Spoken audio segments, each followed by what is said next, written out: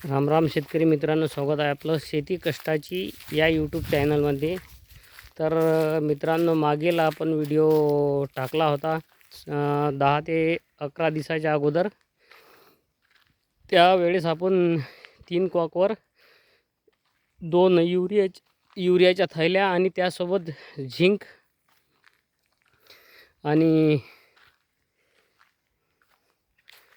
Humic acid असे 3 घटक ठिबकच्या नळीद्वारे सोडलं होतं. तर आपण आज त्याच प्रकारे मक्याला युरिया आणि 05234 हे खत सोडणार आहोत. तर आपण मागील व्हिडिओच्या अगदी बघितला होता मक्का कुठपर्यंत होता. आज हा 10 फुटापर्यंत वाढलेला आहे, त्याला तुरे पडले आहेत. तर आपण पाहूया युरिया आणि 05234 नळ्याद्वारे कसं सोडलं जाते ते. तर मित्रांनो, हे बघा, आपण या टाकीमध्ये 200 लिटरच्या बॅलरमध्ये साधारणतः 150 लिटर पाणी घेतलं होतं. त्याच्यामध्ये 35 किलो युरिया टाकला आणि 4 किलो 05234 हे नळीनं सोडणारं खत घेतलं होतं.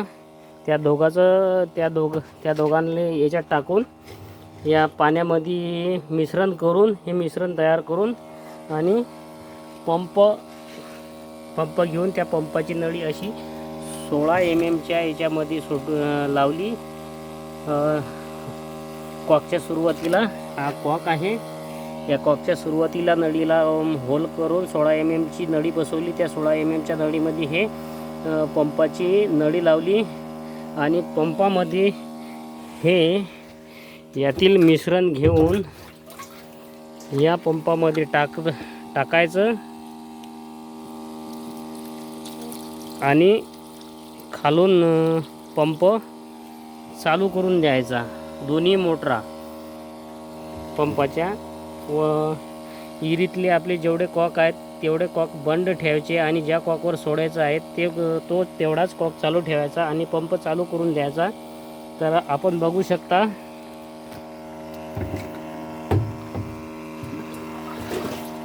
आता सिंगल मोटर चालू आहे, आपण डबल मोटर चालू केल्यानंतर फास्ट पाणी खाली जाते. तर बघा, आपण आता डबल मोटर चालू करू.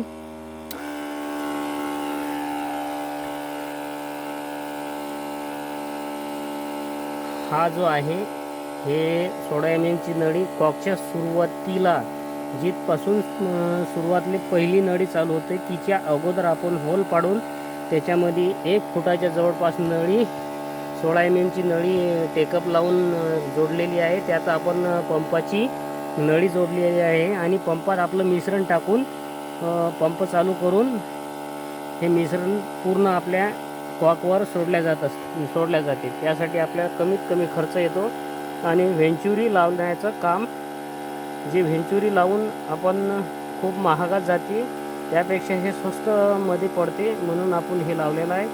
मित्रांनो, तुम्हाला जर व्हिडिओ चांगला वाटत असेल तर व्हिडिओला लाईक आणि चॅनलला सबस्क्राईब करा. धन्यवाद.